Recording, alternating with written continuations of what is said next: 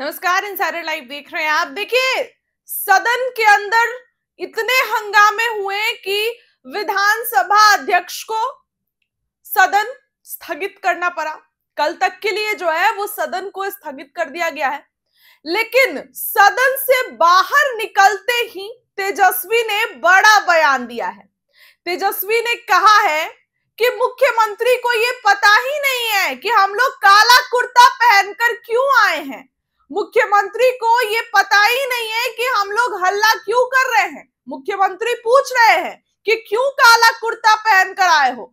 यानी कि तेजस्वी यादव और मुख्यमंत्री नीतीश कुमार के बीच क्या बातचीत होती है। तेजस्वी बता रहे हैं, सदन के बाहर आकर बड़ी प्रेस कॉन्फ्रेंस कर रहे हैं और बड़ा ऐलान कर रहे हैं। बिहार के नेता प्रतिपक्ष तेजस्वी यादव, बातों को सुनिए कि क्या कुछ तेजस्वी कहते नजर आ रहे हैं। बस देखिए, आज बिहार विधानसभा का जो मॉनसून सत्र जो चल रहा है और आज दूसरा दिन है इस सत्र का, और ये हम लोगों के लिए यानी सभी विधायकों के लिए ये आखिरी सत्र है। इसके बाद चुनाव होने जा रहा है और इसी बीच जो है बिहार में चुनाव आयोग ने फैसला लिया आनन फानन में एसआईआर कराने का। इसको लेकर के हम लोगों ने कई बार आपत्ति जो है चुनाव आयोग को, चाहे दिल्ली में हो या बिहार पटना में हो, हम लोगों ने आपत्ति दर्ज की, सलाह दिया, लेकिन कोई नतीजा जो है नहीं निकल पाया।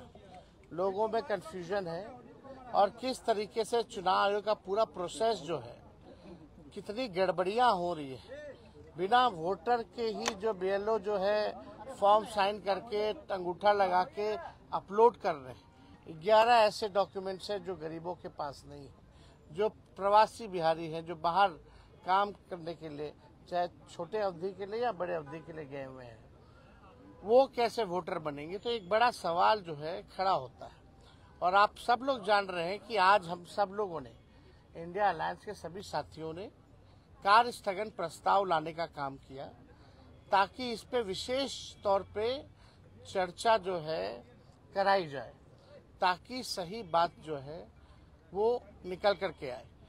आप बताइए, जो बिहार का सबसे बड़ा अगर लोकतंत्र का अगर कोई मंदिर है तो बिहार विधानसभा है और लोकतंत्र की जननी बिहार है। अगर वहीं से लोकतंत्र को खत्म किया जा रहा है तो हम सब लोगों का कर्तव्य बनता है, चाहे पक्ष हो विपक्ष हो, चाहे अध्यक्ष महोदय हो, सब लोग वोटर जो है, जनता जो है, मालिक जो है वही चुनते हैं। जब उनका ही अधिकार छीन लिया जाएगा वोटर देने का, तो हम लोगों का यहाँ रहने का क्या मतलब रह जाएगा। हम लोग तो उन्हीं की बात को उठाते, जनता की बात को उठाते, और जनता के कई लाख वोटरों का अगर नाम काट दोगे तो ये चलने वाला नहीं है। हम लोग चुप बैठने वाले नहीं हैं।